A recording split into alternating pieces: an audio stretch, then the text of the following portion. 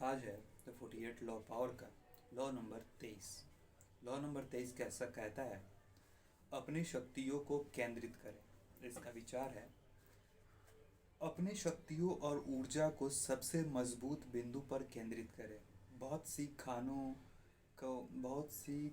को थोड़ा थोड़ा खोदने की कोशिश करने के बजाय एक ही समृद्ध खान को गहराई तक खोदने से ज़्यादा फायदा होता है। केंद्रित प्रयासों की जीत होती है और निखरे हुए प्रयासों की हार होती है। अपनी प्रगति के लिए शक्ति के स्रोतों की तलाश करते समय एक मुख्य संरक्षण खोजें। ऐसी मोटी गाय जो आपको लंबे समय तक दूध देती रहे। शक्ति के कुंजी। दुनिया विभाजित है। यह विभाजित महामारी की तरफ फैला है। देशों में, राजनीतिक समूहों में, परिवारों में, यहाँ तक कि व्यक्तियों में भी।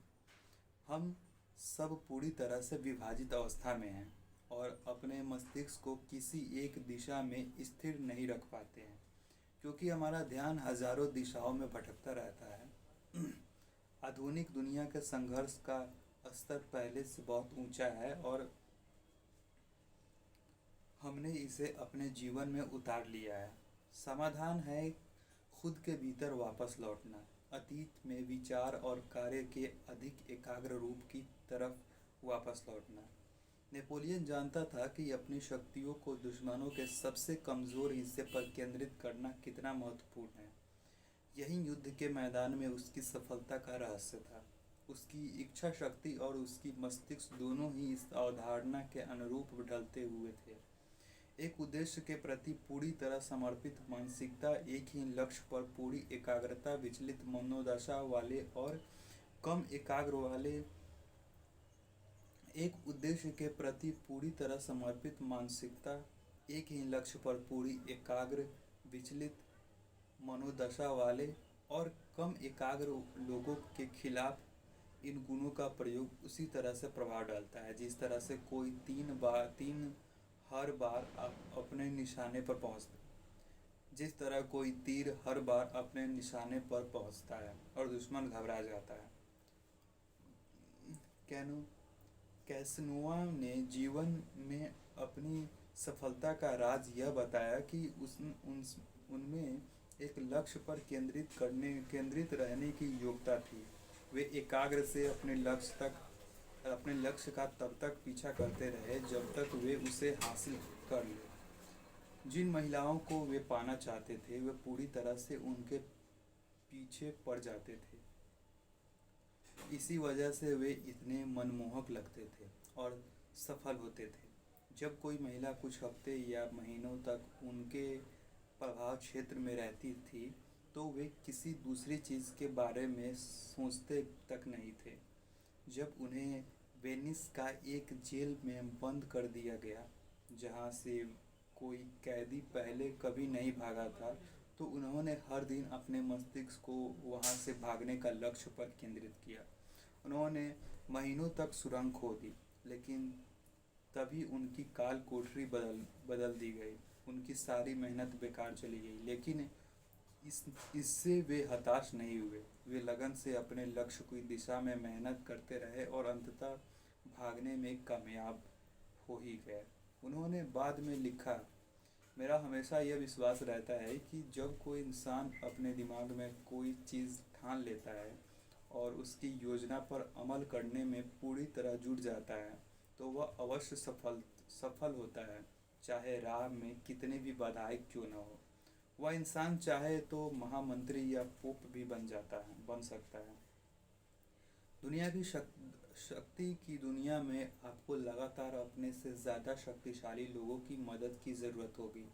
मूर्ख आदमी एक से दूसरे व्यक्ति की तरफ भटकता रहता है और यह मानता है कि वह ज़्यादा लोगों से संपर्क करके सफल हो जाएगा। बहरहाल, अगर आप शक्ति की किसी एक अच्छे स्रोत में जुड़ जाए जो एकाग्र के नियमों से बहुत ही एक अच्छे स्रोत में जुड़ जाए जो एकाग्रता के नियमों से बहुत सी ऊर्जा बचाती है और ज़्यादा शक्ति भी हासिल होती है, तो यह सही होगा। वैज्ञानिक निकोलाई टेस्ला इसी कारण बर्बाद हो गए क्योंकि उन्होंने किसी एक संरक्षण की सेवा न करके अपनी स्वतंत्रता बनाए रखी। जब जेपी मॉर्गन ने उनके सामने एक बहुत बढ़िया प्रस्ताव रखा तो उन्होंने उसे ठुकरा दिया। अंततः टेस्ला की स्वतंत्रता का परिणाम यह हुआ कि वे किसी एक संरक्षक पर निर्भर नहीं रह सकते थे, बल्कि उन्हें हमेशा दर्जन भर संरक्षण खोजने पड़ते थे। अपनी ज़िंदगी के आखिरी दौर में उन्होंने अपनी गलतियों का एहसास हुआ। एक संरक्षण आपकी वफादारी का सराहना करता है और आपकी सेवाओं पर निर्भर हो जाता है। आगे चलकर मालिक सेवा करने लगता है। आगे चलकर मालिक सेवक की सेवा करने लगता है। अंतिम विश्लेषण में शक्ति हमेशा एकाग्र में निहित होती है। हर संगठन में एक छोटा समूह ही शक्ति का संचालन करता है और अक्सर वे ऐसे लोग होते हैं जिनके पास पदनाम नहीं होते। आपको यह पता लगाना चाहिए कि बागडोर किसके हाथ में है। पर्दे के पीछे असली निर्देशक कौन है। रुचिलाउ 17वीं सदी की शुरुआत में फ्रांस के राजनीतिज्ञ परिदृश्य में तरक्की करना चाहते थे। उन्हें यह पता चला कि महत्वपूर्ण निर्णय सम्राट लुई 13वें नहीं बल्कि उनकी माँ लेती है। इसीलिए वे लुई 13वें की माँ के साथ जुड़ गया और दरबारी की जमानत को भेजते हुए सबसे ऊपर पहुंच गया। एक जगह की खुदाई में ही पर्याप्त तेल निकल आएगा।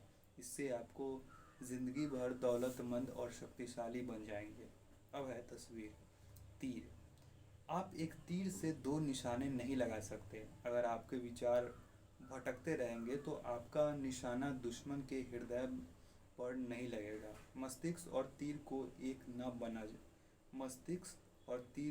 एक बन जाना चाहिए।